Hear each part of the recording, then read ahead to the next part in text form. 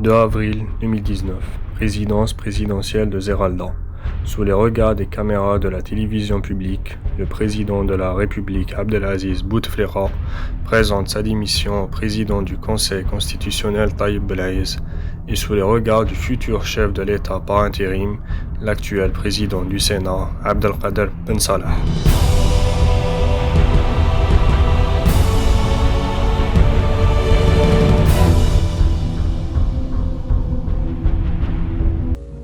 Comment ce scénario inimaginable pour la grande majorité des Algériens a pu se produire? Comment ce que les partisans du président déchu appelaient fête électorale a pu être un échec aussi cuisant et a mené à la chute d'un homme qui voulait mourir roi? Les images de fin de règne de Bouteflika contrastent grandement avec les images près de 2 mois plus tôt, le 9 février 2019, lorsque le FLN et les partis de l'Alliance présidentielle, le RND, le TAJ et le MPA avaient organisé un grand meeting à la coupole d'Alger pour demander au chef de l'État de se porter candidat aux élections présidentielles du 18 avril, et où on se souvient de l'expression de Mourad Boucheleb, président de l'Assemblée nationale et secrétaire général du FLN, qui avait, je cite, « souhaité bon rêve à ceux qui s'opposaient à leur projet, symbole de l'arrogance et du mépris d'une classe dirigeante envers son peuple ». Le lendemain, le chef de l'État Abdelaziz Bouteflika annonce à travers une lettre adressée au peuple algérien qu'il se porte candidat à sa propre succession pour un 5e mandat. Lui, qui ne s'est pas adressé à la nation depuis 2012 et qui a subi un AVC en 2013 qui a grandement diminué ses capacités intellectuelles et physiques, et à la suite duquel il fut hospitalisé à l'hôpital Val-de-Grâce à Paris, en France, l'ex-puissance coloniale. Là encore, tout un symbole.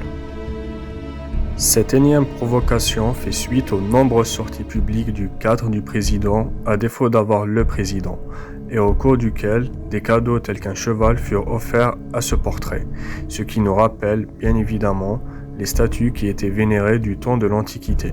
Surtout qu'un ministre comparait le chef de l'État au prophète Abraham et qu'un autre le désignait comme l'envoyé de Dieu pour la nation. Voilà l'ambiance qui régnait en Algérie à la veille du soulèvement populaire.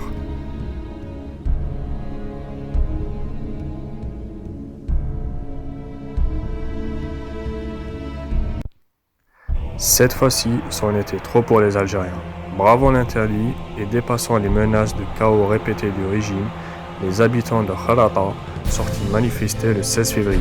Cette ville de la wilaya de Constantine, symbole des luttes politiques et tristement célèbre pour les massacres du 8 mai 1945 commis par le colonialisme, va envoyer un message inédit au reste de l'Algérie, celui d'oser exprimer son refus et dire non à une énième mascarade.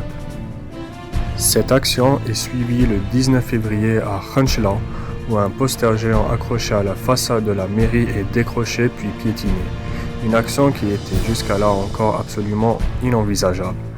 Dans cette semaine qui suit la candidature de Bouteflika, une colère sourde va continuer de monter en Algérie. Et un appel à manifester le vendredi 22 février est lancé sur Facebook. Cet appel se propage comme une traînée de poudre sur les réseaux sociaux et très vite des milliers de personnes expriment leur intérêt.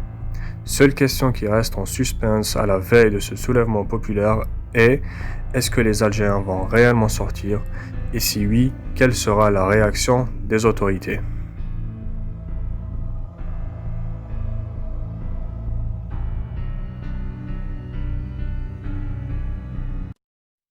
Vendredi 22 février 2019.